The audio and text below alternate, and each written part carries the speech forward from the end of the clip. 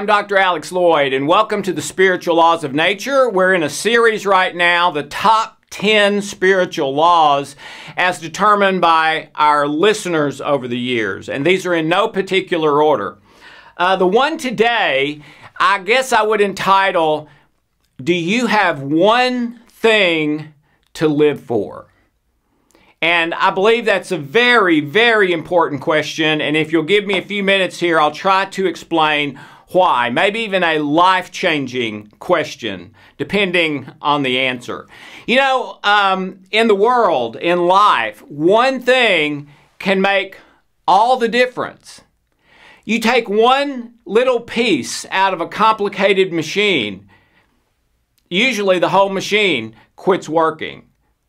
You add one thing to something that's not working, and all of a sudden, it works. One thing in a relationship can cause it to either succeed or fail. One thing can cause a diagnosis of cancer or heart disease or almost any other health problem that you can get. One thing can really make the difference in your life. One night, when I was about 23 years old, I think. No, 24, I guess. Maybe 25. I did something I had never done in my life. Okay? Never. Not one time. And when I did it, and there was really no good reason for me doing it. It wasn't anything bad. It was just something I had never done. And when I did that one thing, I stopped in the place where I was and thought, wait a minute, don't I know that girl back there? And so I turned around, went back, and it was Hope. We never would have met any other way. We never would have met if this one time in my life I did this one thing that I had never done, would never do again. There was really no reason to do it. But for whatever reason, on that night, at that time, I did it and met the love of my life and my future wife not very long after that. One thing can be absolutely huge. When Hope was depressed for 12 years, I traveled all over the world looking for anything that might help her depression that maybe no one had ever heard of before. We totaled it up one time, and it was well over $100,000 that we had spent looking for the one thing that would help her depression so that she could live a relatively normal life. I didn't find it in any of those travels, but the result of that was the healing code, my discovery, which was the one thing that made the difference in her depression to where she was not depressed anymore. So one thing can be huge. Viktor Frankl is one of my heroes, the founder of logotherapy, and went through the Holocaust as a Jew. And he says in his writings that the way that he survived the Holocaust was one thing. He called it that. He said, I exercised the last of human freedoms, one thing, the right and ability that he had to choose what his internal state, his internal attitude would be, regardless of where he was or what other people were doing to him. He said, they could beat my body, they could yell names at me, but they could not get to that. And he described it as the reason that he survived and then got out, wrote a wonderful book, and founded logotherapy, which has helped millions of people all over the world. So, what did Viktor Frankl do?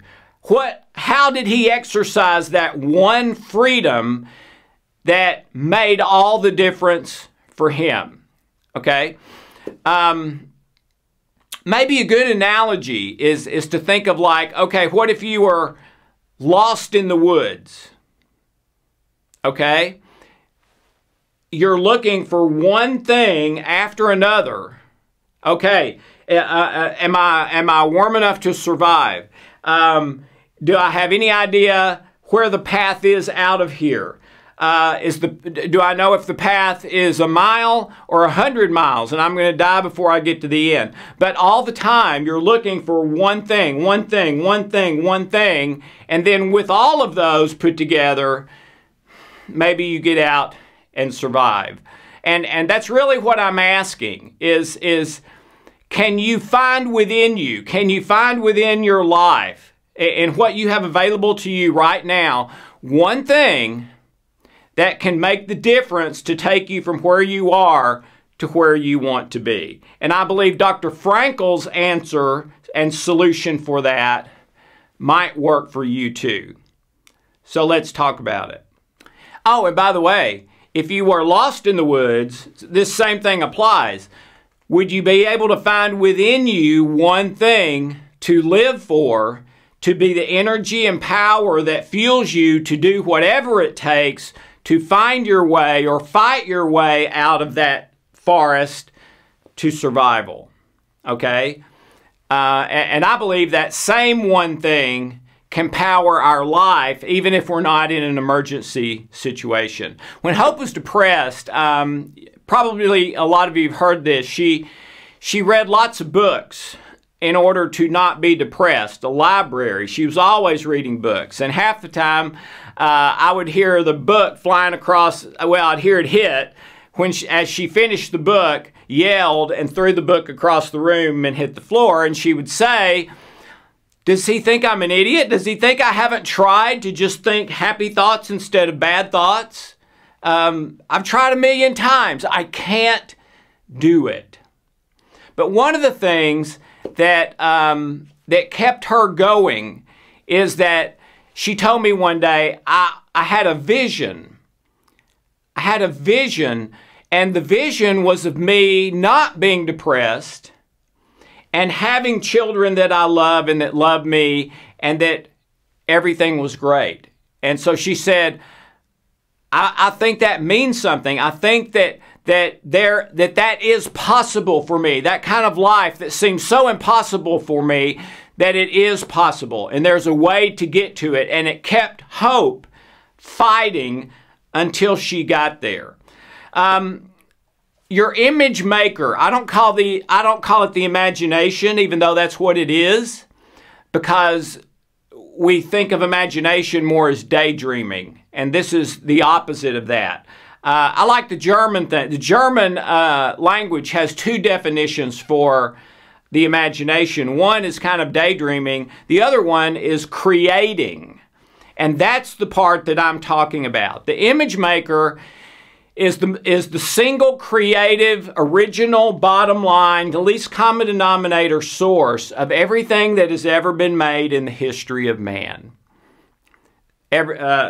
My shirt, my pants, this room, the lights, the camera, the food I eat. Well, not the food I eat. God made that. But everything that's ever been made by man was made in the mind, in the image maker first, then it was put down on paper, then they go out to dig the holes and pour the cement and all that. But it always exists here first. Antonio Damasio, MD, PhD, head of the neuro department at the University of Southern California, says imageless thought is impossible. You can't have a thought or a feeling or an action unless you have an image first of how to do that.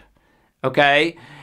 Pierce Howard, in his book, The Owner's Manual for the Brain, all incoming data, whether it's smelled or heard or seen or tasted or touched, all incoming data, once it gets inside us, is converted into images, not words. Why? Images are the universal language. Okay? I go to France and I don't speak French, but I'm hungry. What do? You know, I give them a picture. Oh, you're hungry. Oh, yeah, there's a place right. And pictures happen at the speed of light, where words are more left brain logic. So, how do you use that image maker to find your one thing and then let that one thing become a positive power in your life to take you to a higher plane in your life. Let's go back to Viktor Frankl. When he was in the Holocaust, he said he had two primary images or visions that he created, exercising that last control of that humans have, the right to determine my inward state, what I'm focused on, what I think about. He had two. One was remembering a time in the past with his family, sitting by the fire, reading things together, laughing, just having a wonderful time as a family, a very warm memory for him. And then the other one was that he would write a book that would help many people once he got out of the Holocaust back to, I guess you would say, normal life. And he would regularly use both of those. He would remember that picture, that vision of his family in the den with the fire. And as he remembered that positive memory, he felt energy, he felt power to go another day, to keep fighting to get out. And also notes in his book, Man's Search for Meaning, which is one of the best books I've ever read, that many people there, they didn't have that and they died. So he would use those two, the past and the future vision of writing a book that would help a lot of people and living a happy life again, etc. And you may be thinking, well, wait a minute, but that's not reality. That was past and that was future. No, it wasn't.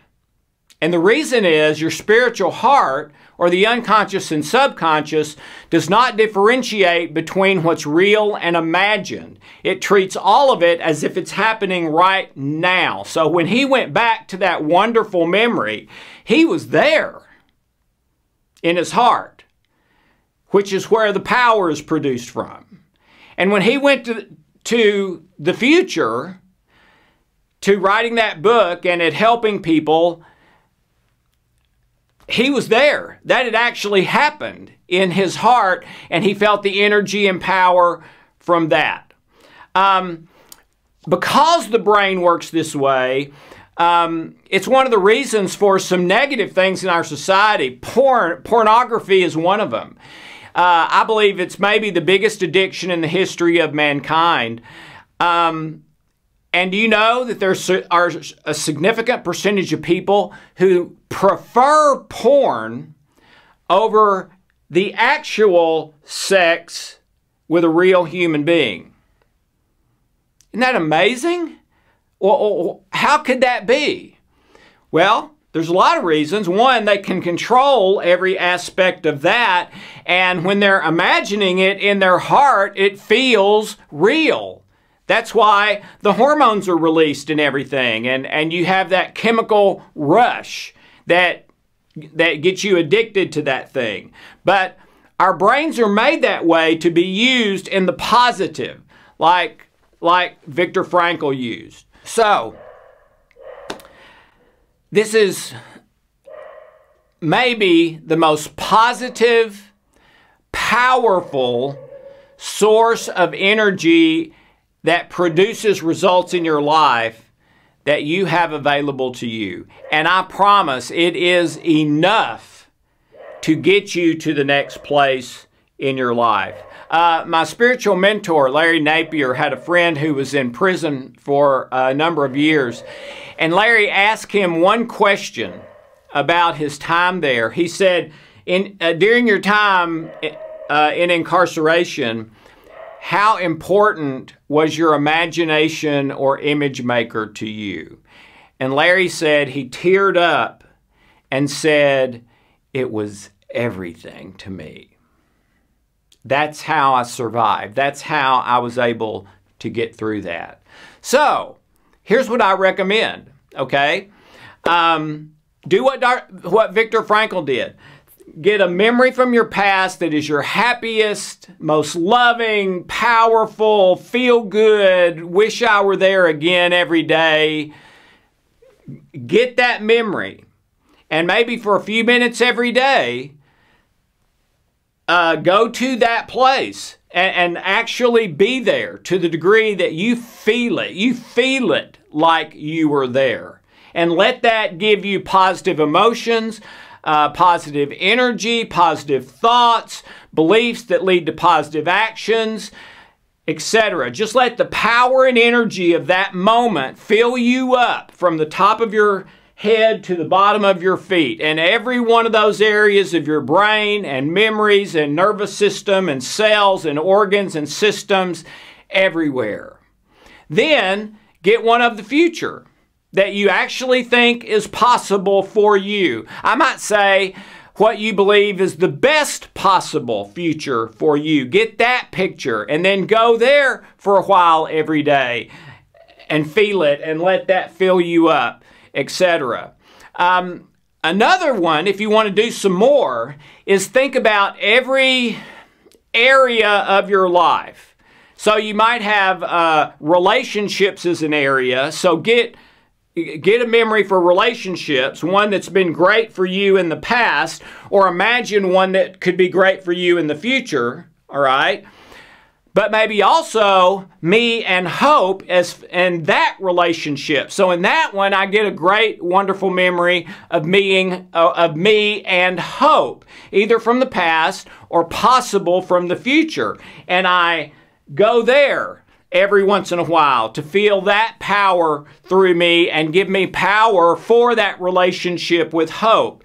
Your work. Find one about that from the past, or create the best positive in the future, etc. And about every single area of your life. So when you're trying to work out problems or thinking about one of those areas of problems in your life, take a little bit of the time to not just do logic about this and that, but find your best possible memory from the past or create the best possible memory for the future, or both, and spend 5, 10, 15, 20 minutes just being there, feeling it as if it were really happening to you right now, and letting that positive, love-based power fill every cell of your body.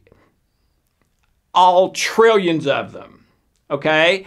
And it absolutely can. It's amazing. I mean, Viktor Frankl discovered that a half a century before. And then that was the basis of what came to be the third largest school of psychology and therapy in the world, logotherapy, based on exactly his experience in the Holocaust.